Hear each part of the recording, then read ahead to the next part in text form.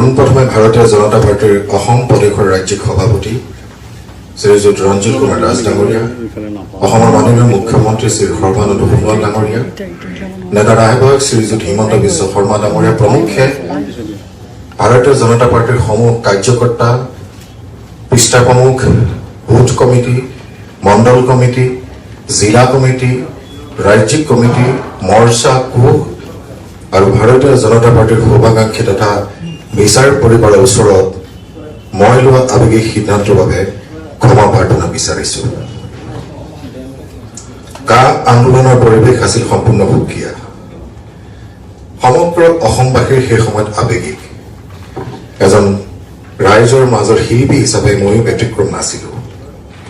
সমগ্ৰ ৰাজ্যত প্ৰচাৰ চলিছিল যে ট্ৰাকে ট্ৰাকে অসমলৈ বাংলাদেশী আহিব। হিচাপ চলিছিল কোটি কোটি বাংলাদেশীৰে ভৰি পৰিব আমাৰ অসম। খেতি মাটি ভেটিৰ স্বত্ব যাব বাংলাদেশীৰ হাতলৈ। এজন আৱেগপ্ৰৱণ শিল্পী হিচাপে সেই সোঁতত আমিও উঠি গৈছিলো। কিন্তু সময়ৰ লগে লগে বুজি উঠিলো যে আমাৰ যুক্তিত আৱেগে বশীভূত কৰিলে, অপবাক্যেৰে আমাক বিপথে পৰিচালিত কৰা হ'ল। আমি সকলোৱে জানো, জাপানৰ প্ৰধানমন্ত্ৰীক আদৰিবলৈ এই চৰকাৰখনে অসমৰ জনসাধাৰণৰ সমৰ্থনত গুৱাহাটীখন সুন্দৰকৈ সজাই পৰাই তুলিছিল। জনসাধাৰণে আশা কৰিছিল জাপানৰ প্ৰধানমন্ত্ৰীৰ আগমনে অসমত এক অৰ্থনৈতিক বিপ্লৱ আৰম্ভ কৰিব আৰু জাপানে যি 20,000 কোটি টকা ব্যয় কৰাৰ পৰিকল্পনা আছিল তাৰ পৰা অসমৰ যুৱক যুৱতীসকল উপকৃত হ'ব। কিন্তু কা আন্দোলনে সুন্দৰকৈ সজাই পৰাই উঠা গুৱাহাটী চহৰখন বিধ্বস্ত কৰিলে। আনকি ইয়াৰ পৰা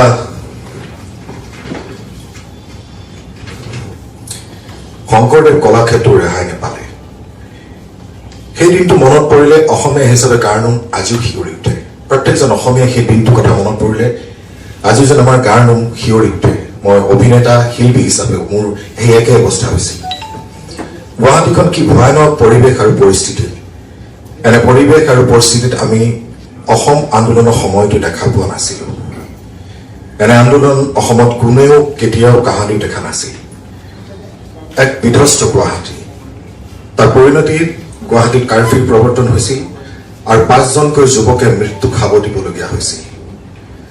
তাৰপিছত কা আন্দোলনৰ পৰিণতিত কোনোবা ৰাজ্যসভাৰ সাংসদ হ'ল আৰু আন একাংশই আহিবলগীয়া নিৰ্বাচনৰ প্ৰস্তুতিৰে বেলেগ বেলেগ ৰাজনৈতিক দল গঠন কৰা কুচকাৱাজ কৰিলে। কি আচৰিত! অসম আন্দোলনৰ বিৰোধিতা কৰা কংগ্ৰেছ আৰু IMDTAক বাতিল হোৱাৰ পিছত পূৰ্ববংগৰ পৰা অহা বিদেশীসকলক সুৰক্ষা দিবলৈ জন্ম হোৱা AIUDF একেলগ হৈ আঞ্চলিকতাবাদৰ পুৰোহিত ৰাজ্যসভাৰ সাংসদ হিচাপে মনোনীত হ'ল। এই নাটকখনত হয়তো মোৰ দৰে বহু অসমপ্ৰেমী ৰাইজ আৱেগিক হৈ বিভ্ৰান্ত হৈছিল। মই বিজেপি দলত 2015 চনৰ অক্টোবৰত আছিলো। ৰাজনীতি বিশেষ বুজি নাপাওঁ। ৰাজনীতিলৈ উচ্চাকাংক্ষাও মোৰ নাই। মই এটা কথা স্পষ্ট কৰি দিছো যে ৰাজনীতিত আহিলে মই মন্ত্ৰী, বিধায়ক বা তেনেকুৱা ধৰণৰ আশাত মই ৰাজনীতিত আহিছো। তেনেকুৱা ধৰণৰ কোনো আকাংক্ষা মোৰ নাই। কিন্তু শিল্পী হিচাপে কিছু সপোন আছে। এজন শিল্পী হিচাপে কিবা এটা কৰাৰ মন আছে। কাৰণ মঞ্চ জগতৰ পৰা চিনেমালৈ বহুত দেখিছো, শিকিছো। থিয়েটাৰত আমাক অভিনয় কৰাৰ বাবে প্ৰস্তুত কৰি দিয়া মঞ্চখনৰ কৰ্মীজনৰ পৰা আৰম্ভ কৰি চিনেমাৰ লাইটমেনজনলৈকে স্পট বয়টোলৈকে সকলো ওচৰৰ পৰা দেখিছো। আমাৰ যেতিয়া মোবাইল থিয়েটাৰৰ প্ৰদৰ্শনী বন্ধ হয় তেওঁলোকৰ কি অৱস্থা হয় সেয়া বহুততকৈ মই ভালকৈ বেছি অনুধাৱন কৰোঁ বা বুজি পাওঁ। আৰু বৰ্তমানৰ অৱস্থাত তেওঁলোকৰ কি অৱস্থা হৈছে সেয়া মোতকৈ আপোনালোকে বেছি ভালকৈ দেখিছে, উপলব্ধি কৰিছে। মই লকডাউনৰ কথা কৈছো যে COVID-19 যে ভ্ৰাম্যমান থিয়েটাৰে হওক বা আমাৰ ছবি জগতৰ কি অৱস্থা হৈছে টেকনিচিয়ানসকলৰ সেয়া আপোনালোকে নিশ্চয় উপলব্ধি কৰিব পাৰিছে। মই বিজেপিলৈ অহাৰ কাৰণ কোনো ৰাজনৈতিক অভিলাষ নহয়, বৰঞ্চ শিল্পীসকলৰ বাবে সংঘবদ্ধ হৈ কাম কৰাৰ প্ৰবল ইচ্ছা। কিন্তু বৃহৎ শিল্পী সমাজৰ হকে স্থায়ী কিছু কাম কৰিবলৈ হলে চৰকাৰৰ সদিচ্ছা নিশ্চয় লাগিব। মই ব্যক্তিগতভাৱে উপলব্ধি কৰিছো যে ৰাজ্যত বিজেপি চৰকাৰখনৰ এই বিষয়ত শুনা বা কৰাৰ ইচ্ছা আছে, ধৈৰ্য আছে। আৰু এই বিশ্বাস লৈ মই বিজেপিত যোগদান কৰিছিলো আৰু দলে মোক গুৰু দায়িত্ব প্ৰদান কৰিছিল অসম চলচ্চিত্ৰ বিত্তন নিগমৰ অধ্যক্ষৰ দায়িত্ব। অধ্যক্ষ দায়িত্ব লৈ মই শিল্পীসকলৰ হিতাৰ্থে যিয়ে কৰিব বিচাৰিছিলো সকলো কামত পূৰ্ণ সহযোগিতা আগবঢ়াইছিল চৰকাৰখনে আমাৰ মাননীয় মুখ্যমন্ত্ৰী শ্ৰীযুত সৰ্বানন্দ সোণোৱাল ডাঙৰ শিল্পী কলা কৌশলীৰ প্ৰতি যথেষ্ট মৰম শ্ৰদ্ধা আছে যিয়ে কাম কৰিব বিচাৰো সকলো ক্ষেত্ৰতে সহায় সহযোগিতা চৰকাৰখনে আগবঢ়াইছিল অসমীয়া চিনেমা চলাবলৈ আমাৰ পৰ্যাপ্ত চিনেমা হল নাই সেইটো মই ৰত্নাকৰ ক্ষেত্ৰতে অনুভৱ কৰিছিলোঁ যে আজি ৰত্নাকৰ যদি আৰু কেইটামান হল থকা হ'লে আৰু 10টা বা 15টামান হল থকা হ'লে অন্তত সেই কালেকশ্যন ৰত্নাকৰ হৈছে হাইয়েষ্ট কালেকশ্যন হোৱা অসমীয়া ছবি সেই ছবিখন আৰু বেছি মই উপাৰ্জন কৰিব পাৰিলোহেঁতেন বা চিনেমাখন চাব পাৰিলেহেঁতেন যদি গাঁৱে কিছুমান হল থাকিলেহেঁতেন এতিয়া সেই মৰ্মে আমি প্ৰস্তাৱ আগবঢ়ালো অসমীয়া চিনেমা চলাবলৈ হল লাগে চৰকাৰক আমি প্ৰস্তাৱ আগবঢ়াইছিলোঁ চলচ্চিত্ৰ বিজ্ঞান নিগমৰ অধ্যক্ষ হৈ থাকোঁতে আৰু সেই মৰ্মে কাম 10টা চিনেমা হল অৰ্থাৎ 5টা নতুন 5টা পুৰণি চিনেমা হল অনুমতি লাভ কৰিলোঁ চৰকাৰে আমাক অনুমতি প্ৰদান কৰিলে সেই অনুমতি প্ৰদান কৰি আমি প্ৰথম অসমীয়া চলচ্চিত্ৰ গৃহ জোনাকী হল তেজপুৰৰ ডিচেম্বৰৰ 9 তাৰিখে মুখ্যমন্ত্ৰী মহোদয় তাত উদ্বোধন কৰিব শুভাৰম্ভ কৰিবলৈ আমি প্ৰস্তুত কৰিছিলোঁ যিটো কাৰণে 8 তাৰিখে মোক আন্দোলনকাৰী কিছুমান মোৰ তাত ঘেৰাও কৰা হ'ল আজি জ্যোতিপ্ৰসাদ আগৰৱালাৰ ডাঙৰ জীয়ৰী তেওঁ 80 বছৰ উদ্ধ 80 বছৰৰ ওপৰৰ তেওঁ এগৰাকী মহিলা ডক্টৰে মনা কৰিছিল তেওঁলোকক যাবলৈ কিন্তু দেউতাকৰ স্মৃতি বিৰচিত যিটো জোনাকী হলটো আমি প্ৰথম তাত হল হিচাপে আমি কাম আৰম্ভ কৰিবলৈ প্ৰস্তুত কৰিছিলোঁ যিটো কা আন্দোলনৰ কাৰণে সম্ভৱ হৈ নুঠিলে সেইটো এটা মোৰ ক্ষোভ এটা আছে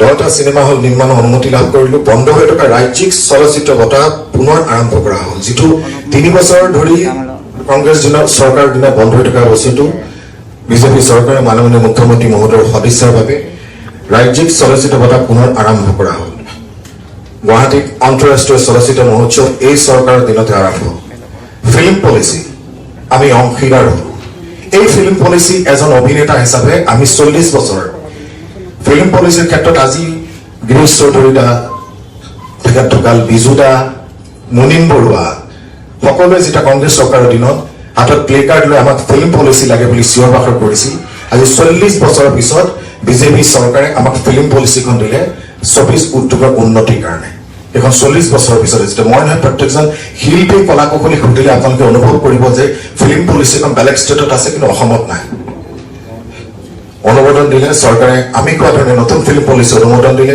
শিল্পীয়ে যেতিয়া নৰিয়া পাতিত পৰে কি অৱস্থা হয় সেই কথা পৰিয়ালেহে জানে সামান্য কেইটামান টকাৰ বাবে হাহাকাৰ অৱস্থা এনে পৰিস্থিতিত অৱসান ঘটোৱাৰ বাবে চৰকাৰৰ সহযোগিতাত আমি বিশেষ পুঁজি গঠন কৰিলোঁ সেইটো আপোনালোকে সকলো জ্ঞাত যে আমি কোনোবা এজন শিল্পী যেতিয়া ৰোগাগ্ৰস্ত হয় বা নৰিয়া পাতিত পৰে তেতিয়া আমি সকলোৱে টিভি বা হেৰিয়াত আমি এটা ফোন নম্বৰ দিওঁ তাৰ একাউণ্ট নম্বৰ দিওঁ কিন্তু এই আমি যেতিয়া চৰকাৰে আমাক এই ক্ষেত্ৰত সহায় সহযোগিতা আগবঢ়ালে আমি ৰোগাক্ৰান্ত শিল্পীক আৰ্থিক সহায় কৰিবলৈ আমি আগবাঢ়িব পৰা হ'লো আৰ্থিক সহায় দিব পৰা হ'ল 50,000ৰ পৰা 1 লাখ টকালৈকে আমি সহায় দিব পাৰিছিলোঁ এই বিজেপি চৰকাৰে অসমৰ সাংস্কৃতিক ক্ষেত্ৰখনলৈ বিশেষ বৰঙণি আগবঢ়োৱা শিল্পীসকললৈ প্ৰদান কৰা মাহিলী পেঞ্চনৰ পৰিমাণ 4,000ৰ পৰা 8,000লৈ বৃদ্ধি কৰিলে অৰ্থাৎ পূৰ্বতে শিল্পী পেঞ্চনৰ প্ৰাপকৰ সংখ্যা আছিল 20 জনৰ পৰা 100 জনলৈ বৃদ্ধি কৰিলে এনেদৰে এককালীন সাহায্য ক্ষেত্ৰতো পূৰ্বৰ 20 গৰাকীৰ পৰা